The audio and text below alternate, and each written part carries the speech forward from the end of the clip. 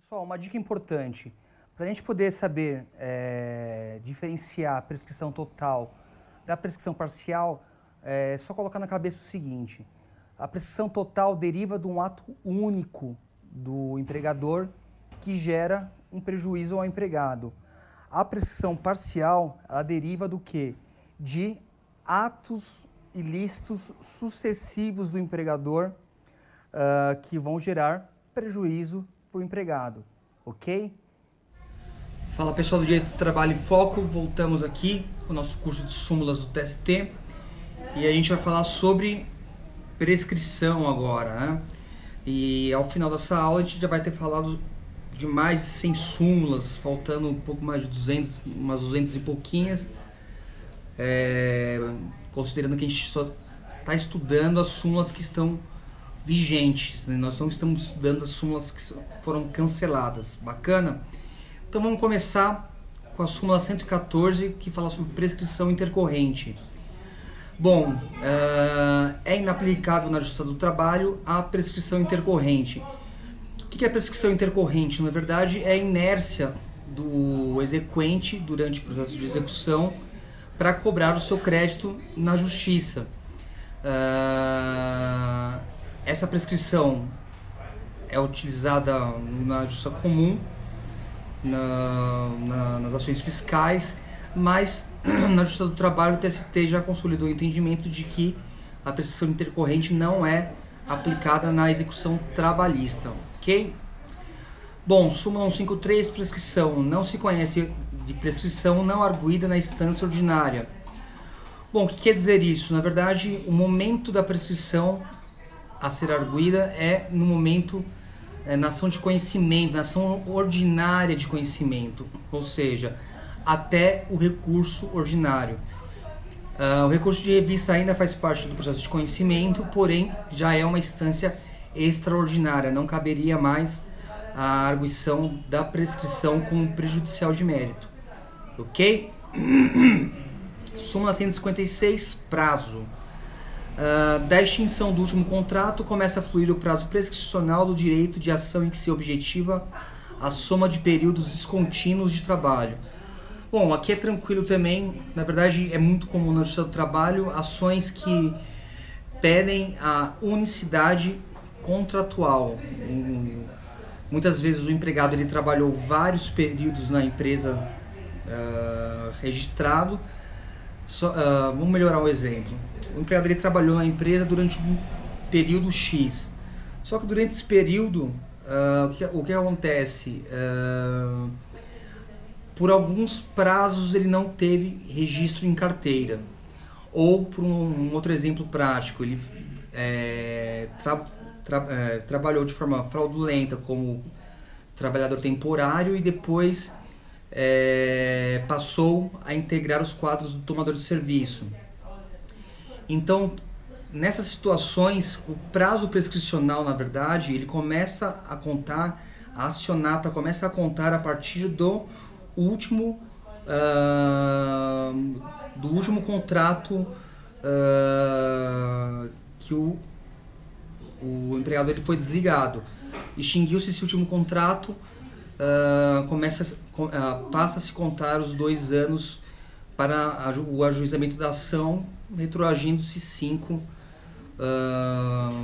para conseguir quaisquer direitos.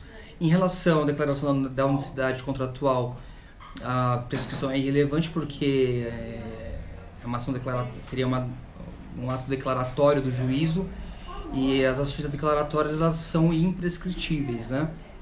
Inclusive, salvo o melhor juízo, o artigo 11 da CLT fala isso também. Bom, súmula 294, prescrição, alteração contratual, trabalhador urbano.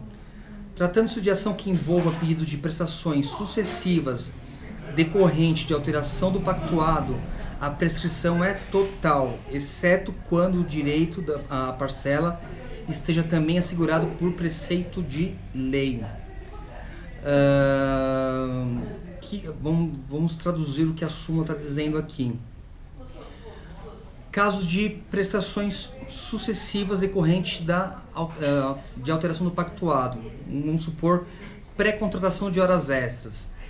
Aqui está dizendo que, neste caso, a prescrição é total, ou seja, é uma prescrição nuclear. Quando ocorre o que? A alteração no contrato. Esse empregado ele tinha horas extras pré-contratadas, como nós sabemos, essa cláusula é nula, só que o empregador, para regularizar a situação, ele suprimiu essas horas extras pré-contratadas. Então, a partir da supressão, se começa a contar o prazo prescricional, sendo assim, então, a prescrição total. Quando o direito à parcela é assegurado por lei, aí a prescrição é parcial. Como exemplo, a gente tem, na verdade, vamos supor, a redução salarial. A gente sabe que a Constituição Federal veda o quê? A redução de salários. Então, na verdade, neste caso, a prescrição é parcial, ou seja,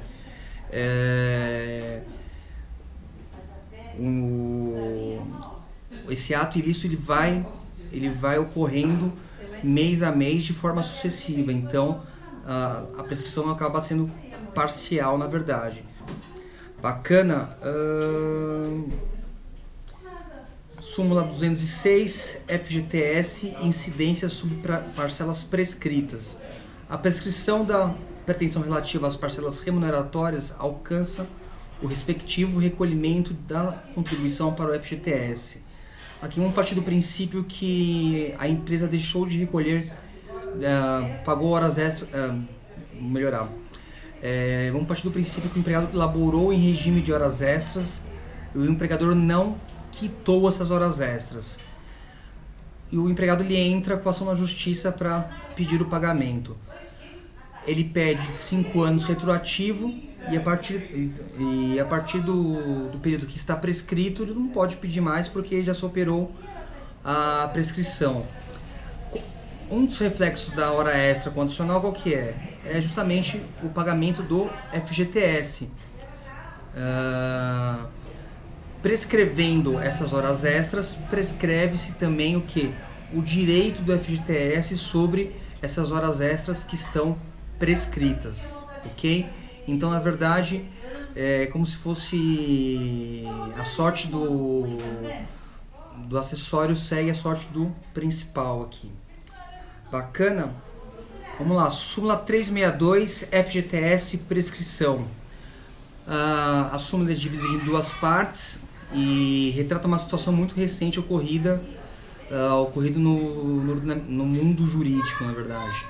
A primeira parte fala que para os casos em que a ciência da lesão ocorreu a partir de 13/11/2014, é quinquenal a prescrição do direito de reclamar contra o não recolhimento de contribuição para o FGTS, observado o prazo de 2 anos após o término do contrato. Ou seja, a partir de 13/11/2014,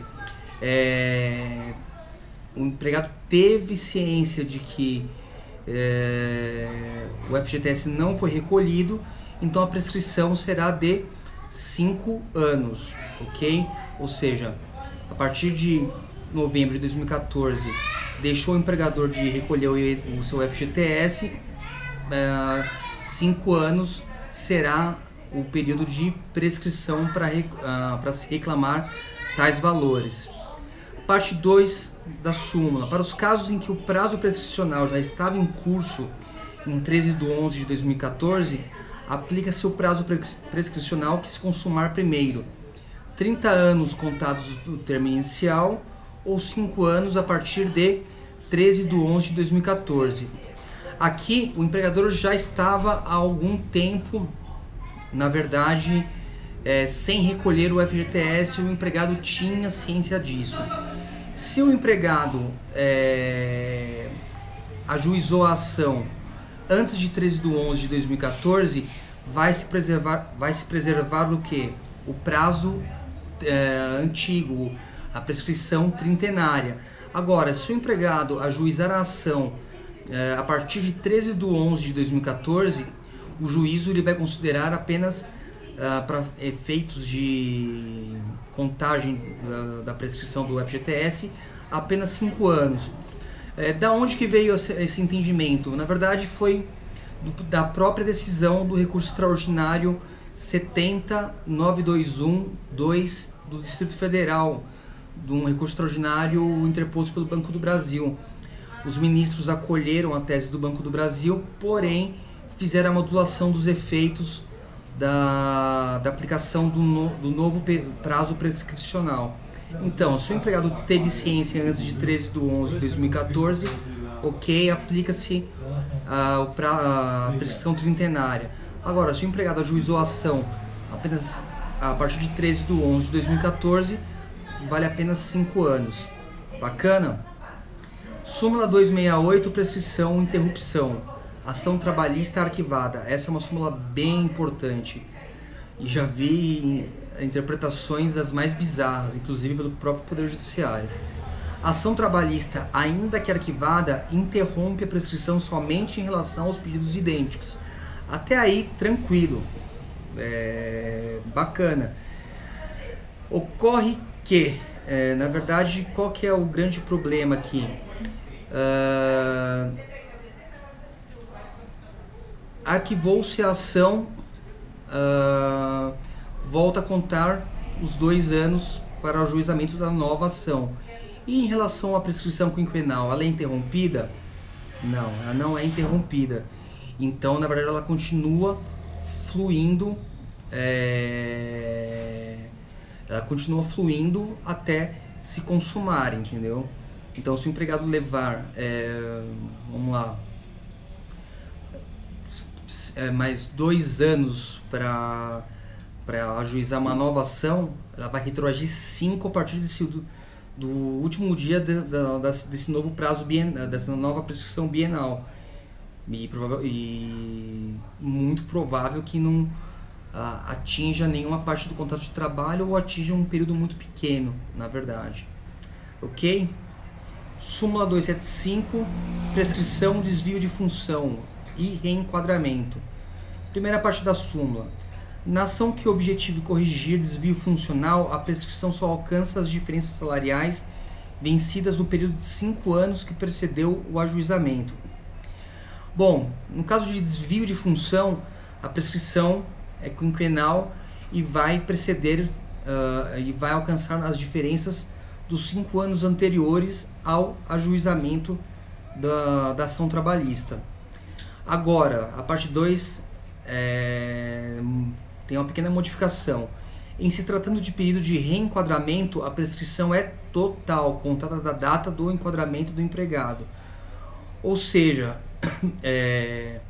por se tratar de ato único do empregador, no momento que se há o enquadramento do empregado numa função que não é dele, na verdade deveria haver um reenquadramento na função correta dele, o prazo prescricional começa a contar a partir do ato do empregador que fez o enquadramento incorreto. Então, na verdade, a prescrição aqui é total. O início da prescrição vai se dar a partir do enquadramento do empregado no seu cargo incorreto. Ok? Sem muito segredo também. Súmula 308, prescrição quinquenal. Primeira parte, respeitado o biênio subsequente à cessação contratual, a prescrição da ação trabalhista concerne as pretensões imediatamente anteriores a 5 anos contados da data do ajuizamento da reclamação e não as anteriores ao quinquênio da data da extinção do contrato. Também não tem muito segredo. O que quer dizer a súmula? A súmula fala o seguinte, que a prescrição quinquenal vai contar a partir do ajuizamento da ação e não do final do contrato. Ou seja, considerando que o empregado ele tem 2 anos para ajuizar a ação, ele ajuiza no último dia do 2º ano, a prescrição quinquenal ela vai retroagir 5 anos, ou seja, vai pegar 2 anos o empregado não estava trabalhando e 3 anos do contrato, e não vai contar a partir da extinção, porque senão nós teremos 7 anos, na verdade, né? Os 2 anos da bienal e mais 5 anos que antecederam a extinção do contrato de trabalho.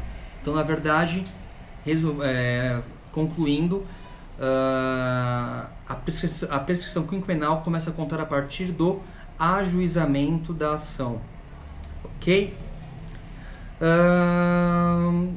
Parte 2 da súmula. A norma constitucional que ampliou o prazo de prescrição da ação trabalhista para 5 anos é de aplicação imediata e não atinge pretensões já alcançadas pela prescrição bienal quando da promulgação da Constituição de 88.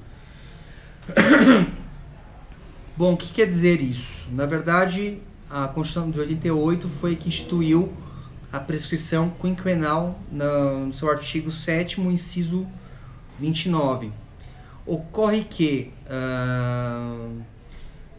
da promulgação da Constituição Federal, ela não poderia retroagir aos casos em que a prescrição era bienal, como era antigamente no direito do trabalho. Então, se a prescrição bienal operou antes da promulgação da Constituição Federal, não vai valer a regra nova dos 5, vai continuar valendo a regra dos 2 anos para a prescrição. Certo? Súmula 326, complementação de aposentadoria, prescrição total. A pretensão à complementação da aposentadoria jamais recebida prescreve em 2 anos contado da cessação do contrato de trabalho. Bom, se o empregado ele nunca recebeu complementação de aposentadoria, se essa fosse devida a esse trabalhador, vai contar a prescrição a partir da extinção do contrato de trabalho, valendo-se assim então a prescrição bienal e retroagindo 5 anos, como nós já havíamos conversado. Bom, súmula 327, complementação de aposentadoria, diferenças, prescrição parcial. A súmula diz o seguinte: a pretensão a diferenças de complementação de aposentadoria sujeita-se à prescrição parcial e quinquenal, salvo se o pretenso direito decorrer de verbas não recebidas no curso da relação de emprego e já alcançadas pela prescrição à época da propositura da ação. Bom, aqui é tranquilo. Como se trata de obrigações sucessivas, na verdade, a prescrição aqui é parcial. E eu vou contar 5 anos. Esse empregado, porém, não vai ter direito, na verdade, à complementação da aposentadoria se o direito que não foi observado for de período antecessor aos 5 anos da prescrição quinquenal. Aí não há como fazer a cobrança através da ação judicial, porque até porque a prescrição, na verdade, é a perda do direito de ação pela inércia do titular desse direito. Tá? Súmula 350, prescrição termo inicial, ação de cumprimento, sentença normativa.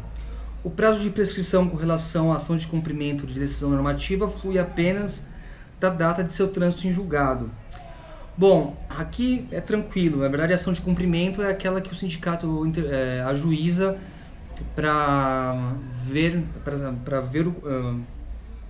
se ver cumprir os dispositivos contidos na convenção e nos acordos coletivos. Porém, a prescrição só passa a fluir a partir do momento do trânsito em julgado da decisão normativa. Nesse caso aqui, a gente não está falando de convenção coletiva, mas sim de dissídio coletivo, ou seja, os sindicatos se socorreram do TRT, da seção de dissídios coletivos, através de um dissídio econômico, e foi lá, na verdade, no dissídio foi decidido, teve a sentença normativa, que ela pode ser cumprida, que ela tem, na verdade, ela surte efeitos antes do trânsito em julgado, porém, a prescrição para se fazer cumprir tais comandos só vai se dar no trânsito da ação coletiva, do dissídio coletivo oferecido pelos sindicatos, ok? Súmula 373, gratificação semestral, congelamento, prescrição parcial. Tratando-se de pedido de diferença de gratificação semestral que teve seu valor congelado, a prescrição aplicável é a parcial. Na verdade, não há previsão legal para gratificações semestrais. Nós já falamos um pouco sobre isso lá atrás, quando falamos dos bancários. E essa gratificação geralmente está prevista justamente nos instrumentos coletivos dos bancários, né? Então, todo ano, essa gratificação semestral ela sofre um reajuste. Porém, se o banco empregador, por qualquer motivo, congelar o pagamento dessa gratificação semestral, na verdade não vai se tratar de prescrição total, mas sim de parcial. Por quê? Porque na verdade esse empregador ele vai praticar atos sucessivos. A cada semestre ele vai manter essa gratificação congelada.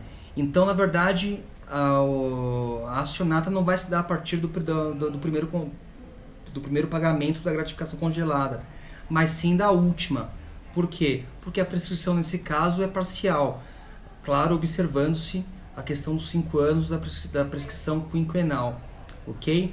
Então, colocando, não é total a prescrição no caso das gratificações semestrais, e sim parcial, respeitando a prescrição, o fenômeno da prescrição quinquenal. Ok? Súmula 382, mudança de regime seletista para estatutário. Extinção do contrato, prescrição bienal. A transferência do regime jurídico de seletista para estatutário implica a extinção do contrato de trabalho, fluindo o prazo para a prescrição bienal a partir da mudança de regime. Bom, na verdade o que acontece aqui? Por qualquer motivo, o empregado ele é um empregado público, mas a empresa ela muda, na verdade, o estatuto que vai reger os seus empregados e transfere esses empregados transforma esses empregados de empregados públicos para servidores públicos. O que a súmula quer dizer? Que, na verdade, quando ocorre essa transformação de empregado público para servidor público, o contrato de empregado público se extingue, na verdade, porque ele vai deixar de ser disciplinado pela CLT e passará a ser disciplinado pelo Estatuto do Servidor Público. Então, a partir daquele momento que houve a extinção do contrato, o empregado ele tem 2 anos para ajuizar a ação trabalhista para requerer qualquer direito. Ok? Isso poderia acontecer, por exemplo, numa empresa pública que resolva adotar um regime estatutário, por exemplo. É um exemplo hipotético, na verdade. Bacana? Então, mudou-se o sistema. A partir do momento da mudança, considera-se extinto o contrato e passa-se a contar a prescrição bienal. Ok? Súmula 409, ação rescisória, prazo prescricional, total ou parcial. Violação do artigo 7º, inciso 29 da Constituição Federal, matéria infraconstitucional. Não procede a ação rescisória calcada em violação do artigo 7º, inciso 29 da Constituição de 88, quando a questão envolve discussão sobre a espécie de prazo prescricional aplicável ao crédito trabalhista, se total ou parcial, porque a matéria tem índole infraconstitucional, construída na Justiça do Trabalho do plano jurisprudencial. Bom, essa questão da prescrição total e prescrição parcial não tem previsão na lei, na verdade. Na verdade, é uma construção jurídica, deriva de uma construção jurisprudencial. Então, não há, quando se há discussão em relação à prescrição total ou prescrição parcial, não há violação literal a dispositivo de lei, o que desautoriza a ação rescisória sob esse fundamento. É o que a súmula 409 veio colocar. Bacana? Agora, nossa última súmula sobre prescrição fala sobre a súmula 452, diferenças salariais, plano de cargos e salários, descumprimento, critério de promoção não observados, Prescrição parcial. Tratando-se de pedido de pagamento de diferenças salariais decorrentes da inobservância dos critérios de promoção estabelecidos em plano de cargos e salários criados pela empresa, a prescrição aplicável é parcial, pois a lesão é sucessiva e se renova a cada mês. A própria súmula é autoexplicável. Na verdade, não se observando o pagamento de diferenças em relação à questão do plano de cargos e salários de uma empresa, a prescrição é parcial. Por quê? Porque, na verdade, a lesão é sucessiva e se renova todos os meses. Óbvio que sempre observando que a prescrição quinquenal. Ok? Vou ficando por aqui, meus amigos. Na próxima aula a gente começa falando sobre norma interna das empresas e vamos tocando o barco aí. Já temos mais de 100 súmulas estudadas. Qualquer dúvida, deixe um comentário aí. Inscreva-se no nosso canal do YouTube e dá uma curtida lá na nossa página do Facebook. Um grande abraço, até mais.